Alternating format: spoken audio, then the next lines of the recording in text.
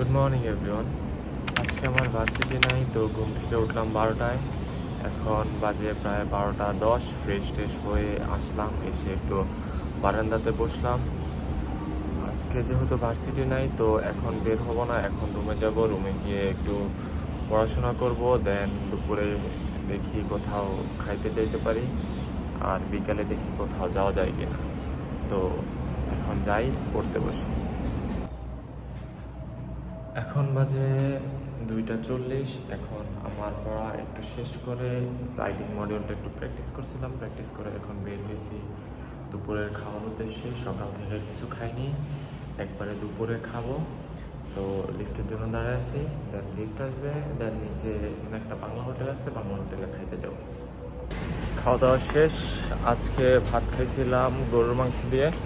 আমি ওখানে যাই, ওখানে অনেক আইটেম থাকে, আমার যেটা পছন্দ হয়, আমার কোনো স্পেসিফিক আগে থেকে নির্ধারণ করা থাকে না যে আমি কী দিয়ে খাবো। ওখানে যাওয়ার পরে যেটা দেখতে ভালো লাগে ওইটা দিয়েই খাই। তো আজকের বিল আসছে 60 টাকা, মানে 7 রিঙ্গিত। তো এখন বাসায় যাব, আর তো বাইরে কোনো কাজ নাই। বাসায় যাই, গিয়ে বাসায় গিয়ে দেন গোসল টোসল করে আবার একটু পড়তে বসবো। পড়াশোনা শেষ করে আবার বিকালে হয়তো একটু বের হব, একটু দেখি ভার্সিটির এরিয়াতে যাব, দেন আবার বাসায় ব্যাক করব। এখন সময় বিকেল 5:30। খাওয়া দাওয়া করে গোসল করে দেন পড়তে বসছিলাম। লিঙ্গুয়া স্কিলের রাইটিং মডিউলটা একটু প্র্যাকটিস করছি।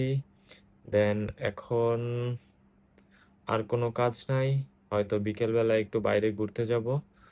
5:30 অলরেডি বিকেল, বাট এখানে সন্ধ্যা হয় প্রায় 7:30টার দিকে। সো এখনো সময় আছে, একটু দেখি আর একটু প্র্যাকটিস করে দেন যাব বাহিরের দিকে। এই যে এখানে রাইট অ্যান্ড ইমপ্রুভের মধ্যে প্র্যাকটিস করতেছিলাম, প্র্যাকটিস শেষ করে দেন যাব। এখন সময় 6টা 20। আমি বাসা থেকে একটু বের হয়েছি, আমি ভার্সিটির দিকে যাচ্ছি। ভার্সিটির ওখানে আমার আহ, যারা বাংলাদেশি আসছি, আমরা সেম ভার্সিটিতে পড়ি, তারা সবাই কোবার ওখানেই থাকে। তো সো এখানেই সবাই মিলে হয়তো একটু বসে গল্প টল্প করবো, দেন ওখানে কিছু খাওয়া দাওয়া করবো, দেন বাসায় ব্যাক করবো। এখানে কিছুক্ষণ বসলাম, বসার পরে এখন আমরা সামনের দিকে যাচ্ছি। কোবা সুইটস এর পাশেই এখানে একটা পার্ক আছে, আমরা পার্কের ভিতরে ঢুকবো। দাঁড়ান আপনাদেরকে পার্কটা দেখা। এই যে দেখতে পাচ্ছেন সামনে একটা পার্ক আছে, পার্কের নামটা আসিক কোবা। এটা অনেক বড় একটা পার্ক, এখান থেকে হয়তো বোঝা যাবে না, কিন্তু এটার ভিতরে হাঁটতে প্রায় আপনার ঘন্টাখানিক লাগবে যদি আপনি পুরোটা একবারে এক্সপ্লোর করতে চান। তো অনেক সময় লাগে, অনেক বিশাল বড় একটা পার্ক এখানে। আপনারা যারা এখানে থাকেন, কোবার আশেপাশে যদি থাকেন, তাহলে আপনি এখানে আসতে পারবেন আপনার বিকালবেলা একটা সুন্দর সময় পার করার জন্য। এখানে ফ্রেন্ড সার্কেল নিয়ে আসলে আপনি হাঁটাহাঁটি করতে পারবেন, বসতে পারবেন। আর ভিতরেও আপনি কোবা স্কোয়ারের ভিতরে অনেক প্লেস আছে যেখানে আপনি বসে আড্ডা টাড্ডা দিতে পারবেন। আমরা আছি এখন পার্কের ভিতরে। তো এখানে সবাই মাছ ধরতেছে, দেখতে পাচ্ছেন সবাই এখানে মাছ ধরতেছে। ওই পাশেও দুইজন আছে, অনেকগুলা দেখলাম যে তেলাপিয়া মাছ পাইছে, ওনারাও ধরতেছে। পার্কটা সুন্দর আছে, খারাপ না, বিকেলে হাঁটা চলার জন্য ঠিক আছে। আমরা আস্তে আস্তে সন্ধ্যা হয়ে গেছে, প্রায় সূর্য ডুবে যাওয়ার মতো অবস্থা, অন্ধকার নেমে আসতেছে। অনেকে এখানে আসে জগিং এর জন্য বিকাল বেলায়, অনেক ইয়াংরাও আসে, মুরব্বীরাও আসে। সো